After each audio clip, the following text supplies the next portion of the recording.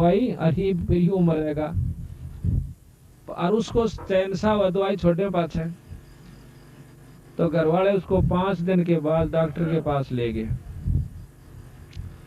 Doctor ने बोला भाई एक्सरे ला, पिछले जो महीने पहले एक्सरे करा था 15 दिन पहले, उसमें सख्त खतरनाक बीमारी टीबी की बहुत गहरी छुपाई। दोबारा एक्सरे उतारा, दोबारा एक्सरे उतारा तो उसमें कोई बीमारी नहीं थी।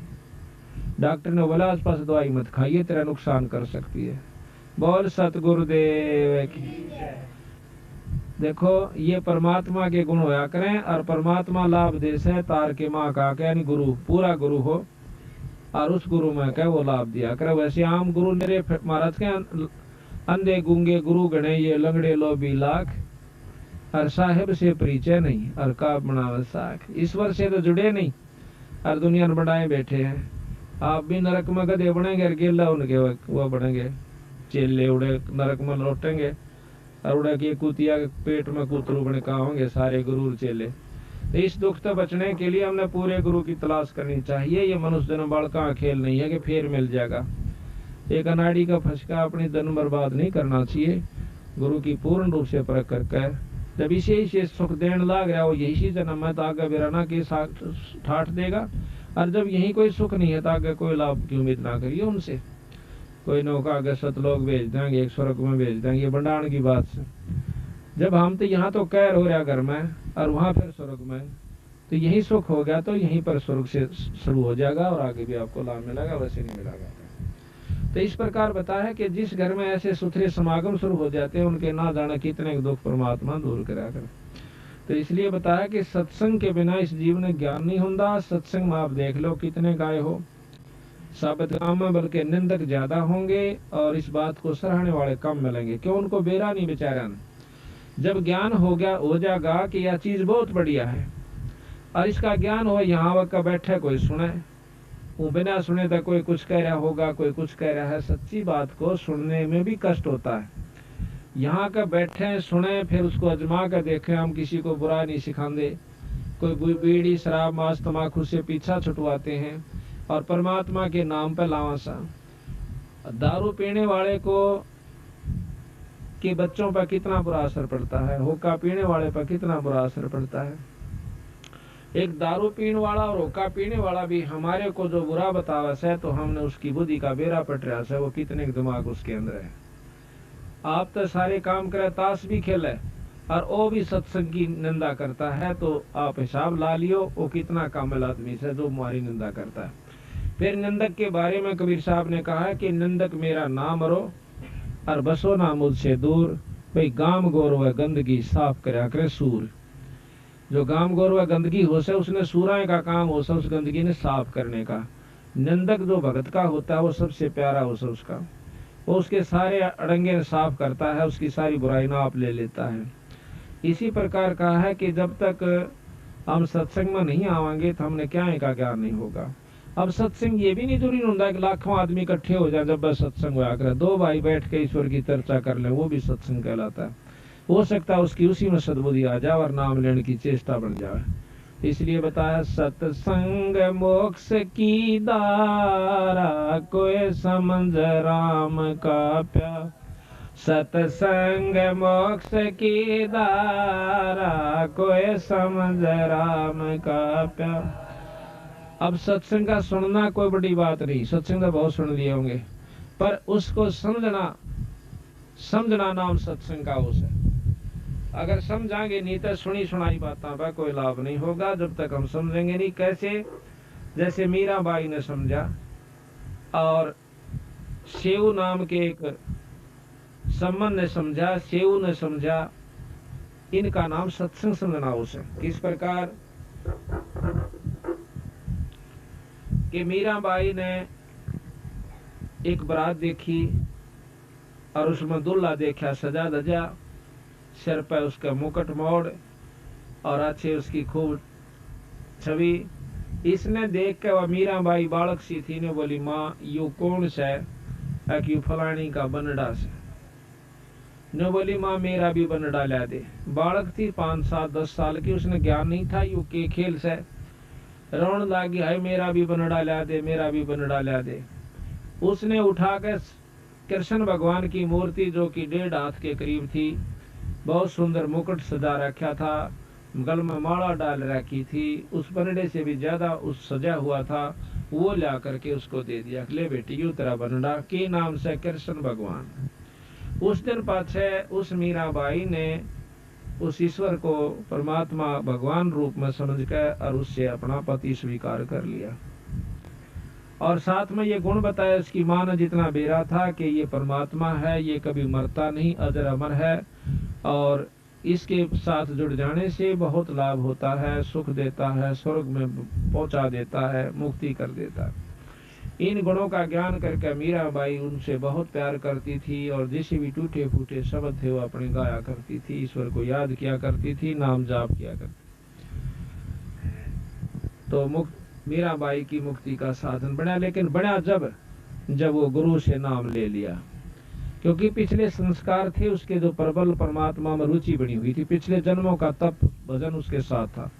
लेकिन मुक्ति उसकी जब हुई जब रविदास जी ने तो उपदेश ले लिया, और उपदेश ले पाछे फिर उसने ज्ञान होया कि मैं तो जमा बर्बाद हो जाती अगर गुरु जी तो नाम ना लेती। तो इस प्रकार हम जब तक नाम नहीं ले लेंगे तब तक हमारा कोई छुटकारा नहीं होगा। तो बताया कि सत्संग समझी मीराबाई, करी सतनाम की कमाई। सत्संग समझी मीराबाई, करी सतनाम की कमाई। गुरु रविदास की शरणा आई, जब पाया मोक्ष द्वारा। है सत्संग मोक्ष की धारा, कोई समझ राम का प्यार। है सत्संग मोक्ष की धारा, कोई समझ राम। सत्संग समझा शिव शाना हो गया, साहेब कबीर का आना। सत्संग समझा शिव शाना हो गया, साहेब कबीर का आना। ने की समन न खिला दिया खाना, वो अमर किया मनियारा। है सत्संग मोक्ष की धारा, कोई समझ राम को। है सत्संग मोक्ष की धारा, कोई समझ राम का प्यारा। अब सत्संग समझना यो सब आइयो, देखो वो कहने सुनने की बात तो कुछ और है, पर सही तत्व बगैर जब हमने इस तरह खरा उतरना चाहिए जिस प्रकार से उस सम्मन उतरे। कैसे? एक सम्मन नाम का मनियार था, वो बंदी छोड़ से उपदेश ले लिया सारे परिवार ने। 3 प्राणी थे घर में, एक तो नेकी जो सम्मन की घरवाली, एक उनका लड़का दोनों का, वो था शिव, शिव उसका नाम था। 3 प्राणी थे। अब देखो सत्संग जहाँ होता है बचपन से बच्चा पे हम जिस भी जगह घर में करांगे वही असर होया करे, रोजाना असर हो। इतने गरीब हालत थी उनकी, इतनी गरीब हालत थी बेचारा की कि कई बार तो जून उग जाया करती, पर कभी उन्होंने किसी की नीयत खराब नहीं करी, ना चोरी करी ना ठगी करी। अन्यों क्या करते, बेटा भूल कर चोरी मत कर लियो, सत्यानाश हो जाता है जो चोरी करते हैं लोग, या कोई बुराई करते हैं, रिश्वत लेते हैं, कोई बुरा काम करते हैं। अपनी किस्मत पर सबर करके हमने रहना चाहिए। एक दिन भगवान कबीर साहब ने विचार किया, क्योंकि कमाल के अंदर अभिमान हो गया था, वो महाराज के संग ज्यादा रहता था, सेवा बहुत किया करता। एक दिन उसके मन में अभिमान आ गया कि महाराज जी के हाँ भाई मेरे जितनी सेवा आपकी कोई नहीं कर सकता।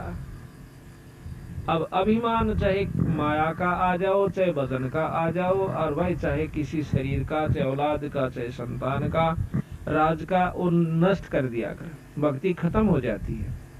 जिस प्रकार एक बार नारद मुनि में अभिमान हो गया था, उसने जाकर के अपने पिता ब्रह्मा जी से कहा कि मैंने अब माया जीत ली है, काम क्रोध मोह लोभ अहंकार के वश में नहीं हो सकता।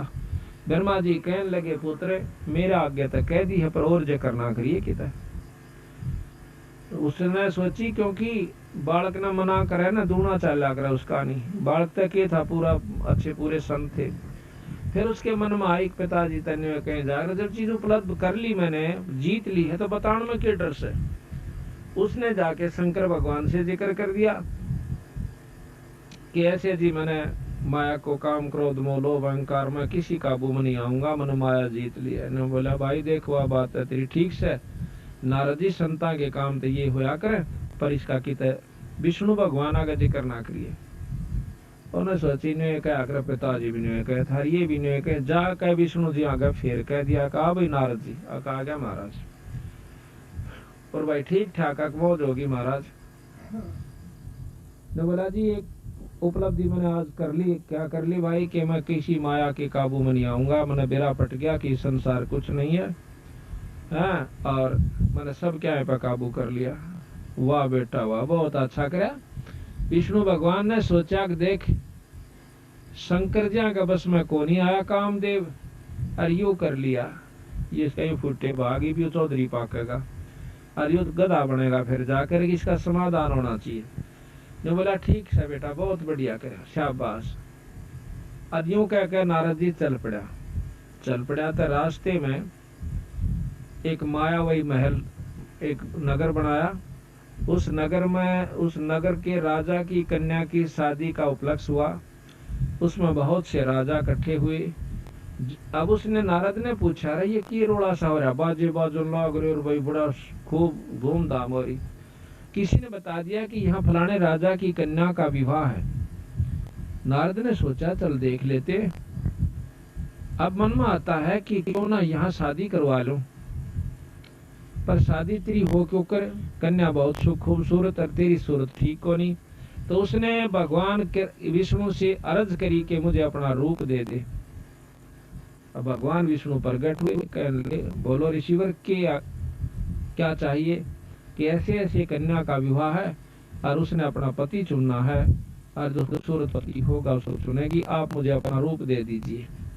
नो बोले तथास्तु। तो उन्होंने बंदर का मुंह ला दिया उस नारद जी के। अब नारद जी सोचे कि तेरा जो शकल है विष्णु भगवान की हो चुकी है और तेरे जितना सुंदर इस सृष्टि में कोई नहीं, और कन्या तुझे जान दे अपनावेगी। अब वो कन्या माला लेकर के घूम रही होती है और नारद जी का दोहरे का लेकड़गी। उसने सोचा तो देखा को नहीं, ये ना तो आई चुन लेती। आगे जाके फटमू का डसारा तो आगे आगे उस और लड़की ने और मुंह फेर कर दूर के लेकड़गी। फिर आगे पहुंचा, देखा कदे फेर कसर रहेगी वो। आखिर में उसको शीशा दिखा दिया, एक ने खड़ा होकर अपनी शक्ल तो देख ले। तो शक्ल में देखा है तो बंदर का मुंह हो रहा। तो वहां से समझ गया कि मेरे को जो है ना विष्णु भगवान ने ठग लिया। और थोड़ी देर में आ जाता है खुद विष्णु और उस कन्या के सामने खड़ा हो जाता है और वो कन्या उस विष्णु जी के गले में वरमाला डाल देती है। तो नारद जी ने विष्णु भगवान को श्राप दे दिया कि जिस कारण मैं पत्नी की वियोग में आज इतना दुखी हुआ, इसी प्रकार तुम भी एक दिन अपनी इस पत्नी के बारे में दर दर धक्के खाओगा और तेरी मदद भी जो है वानर करेंगे जिसका तेरा मुंह लाया। इतना कसराब देकर के नारद जी अंतर ध्यान हो जाता है। एक बार की बात है कि रामचंद्र जी उस शराब को पूर्ण करने के लिए सीता जी का हरण हुआ। राम वियोग करता हुआ घूम रहा है जंगल जंगल में, पहाड़ पहाड़ा के ऊपर। तो नारद जी पहुंच जाते हैं। नारद जी ने पता तो हो गया कि तेरे कारण इन्होंने कष्ट पाया। पांव पकड़ कर रोने लग गया। ने बोला महाराज मैं पापी जीव सूं, अपने स्वार्थवश आपको मैंने श्राप दे दिया है और आज आप मेरे कारण दुखी हो रहे। कोई बात ना बेटा, मैं तो इस दुख ने ले मरूंगा पर तेरे पर नहीं उठाओ। तेरे को सुखी करने की खातिर मैंने ये सारा कष्ट मोल लिया है। हम तो पार कर जाएंगे इस कष्ट ने, पर तेरी सी दुर्गति हो जाती तो कुत्ता और गधे की जो नींद जाता अगर तेरा अभिमान उसमें मैं नहीं तोड़ता तो इस प्रकार अभिमान जो बहुत खतरनाक होता है। तो भगवान कबीर साहब ने सोचा कि कमाल की तो बिगड़गी बनी बनाई कहानी। इसमें यो अभिमान हो गया कि तेरा जितनी सेवा महाराज ने की कोई नहीं कर सकता। एक दो दिन के बाद महाराज ने कहा कि भाई कमाल, ऐसे ऐसे एक भगत है अपना सम्मन नाम का मनियार, और उससे मिलना जी कर रहा से, चलोगे? हाँ महाराज मैं तो आपके संग जरूर चलूंगा। एक शेख फरीद नाम के संत हुए हैं जो कि पहले बहुत तपस्या की, तप किया, उल्टे कुएं में लटक गए थे, फिर भी परमात्मा अल्लाह खुदा की प्राप्ति नहीं हुई, मुसलमान थे। बंदी छोड़ कबीर साहब ने, जब उसने 12 वर्ष कुएं में लटकते हो गए और काग आगे आंख का डरना, तो उस समय उस शेख फरीद ने न्यू कहा था, भाई कागो मेरे हाडा पर ऊपर कोई मांस बच रहा हो तो उसने खा लो, क्योंकि अस्थि पंजर हो गया था, उसका मांस नहीं रहा शरीर का ऊपर। 12 वर्ष में 1.25 मन अन्न, महाराज गरीबदास जी ने लिखा है कि शेख फरीद ने खाया था 1.25 मन 12 वर्ष में। उसके अभाव से यानी शरीर ऐसा हो गया था जैसे हाड़ नारे चमके थे, कति मांस नहीं था। फिर भी उसने कहा कि भाई काग कव्यो, अगर मेरे शरीर पर कितना मांस का टुकड़ा बच गया हो तो उसने खा लो, पर बड़ी आंख ना खाइयो, हो सकता हमने परमात्मा अल्लाह का दीदार हो जावे, दर्शन हो जावे। न्यू कह करके वो रो पड़ता है, आँखों में पानी भर आता है। भगवान कबीर साहब देखो, हम भक्ति भी करते हैं, साधना भी करते हैं, उपासना भी करते हैं, जब तक हमारी आँखों में ईश्वर के प्रति रोना नहीं आंदा, इतना भक्ति आपकी शुरू नहीं होली से। तो जब उसकी भक्ति शुरू हुई, वो रो पड़ा जब भगवान कबीर साहब सतलोक से आकर वहां प्रकट हो गए थे और उसको बाहर निकाल लिया कुएं में। तो वह जो का तो जुगाड़ सा सारा जो बोला, भाई भगत जी तो किस लिए इसमें लटक रहा कुएं में? कि परमात्मा पाने के लिए, अल्लाह पाने के लिए, कि मैं तेरे सामने खड़ा, मैं अल्लाह हूँ, खुदा हूँ। जो बोला ऐसे नहीं, परमात्मा तो बेचगुण होता है, परमात्मा यूं होता है। बेचगुण कहते हैं निर्गुण को, कहते हैं निर्गुण में तू देखेगा क्यों करे, सरगुण में तेरे सामने खड़ा। और बात सुन ले कि इस तप से तो तीसरे जन्म में कुत्ते की जुनिम जागा, तप से राज होता है, अगले जन्म में तू राजा बन जाएगा और तीसरे में कुत्ता बनेगा। ये साधना इस तप से होगी। अब भाई शेख फरीद की तो पिंडी का पीक और बड़ा मुकदमा मोल लिया और फिर यो इसका फल मिला। तो महाराज कहते हैं, बोवा पेड़ बबूल का आम कहाँ से खा, वो तरह तुम की करे और बाट देखो आम लागण की। साधना भी गलत करो, मर पड़ के को साधन शुरू भी करते हो तो वो भी गलत कर रहे हो। तो नो बोला जी फिर मैंने कोई रास्ता बता दो। रास्ता बताऊंगा, खाए का दा टूक, यानी फल खवाए, फिर उसको रोटी खवाए, कुछ फल खाओ। महाराज कहते हैं कि इतना ना खाओ कि आपका पेट भर जाए और आपको नींद आ जाए, ज्यादा नहीं छकना चाहिए। प्रथम अंदर संयम राखा है, योग युगत सब सतगुरु भाखा है, योग लक्षण सब सतगुरु भाखा है, यानी थोड़ा खावे, इतना खावा जितना आवश्यक हो, जरूरत से ज्यादा नहीं खावा, ना कति कम भी नहीं खावा कि जमा पेट में तो ना गड्ढन लाग जाए। हिसाब का खाओ और फिर अपना भक्ति करो, डट के काम भी धंधा करते रहो। तो फिर शेख फरीद को उपदेश दिया, नाम दिया। जब उस शेख फरीद का पीछा छूटा और भक्ति का साधन बना, फिर वो शेख फरीद बंदी छोड़ कबीर साहब के साथ रहा। ये प्रमाण मिलता है। तो शेख फरीद, कमाल और कबीर साहब उस सम्मन नाम के भगत के पास आ जाते हैं। और उस सम्मन की इतनी बुरी हालत थी बेचारे की कि रोटी भी एक समय की उग जाया करती थी, इतना गरीब हालत में थे। लेकिन प्रेम परमात्मा में इतना गजब था कि जो ही सामने 3 संत दिखाई दिए तो तीनों प्राणियों ने जब पता चला कि महाराज जी आगे हैं, एकदम जो भी जिस काम में रत था वहीं छोड़कर डांक मारी, देड़िया में आगे खड़े हो गए, लंबी डंडौत करी और रोन लागी नेकी खड़ी होकर कि भगवान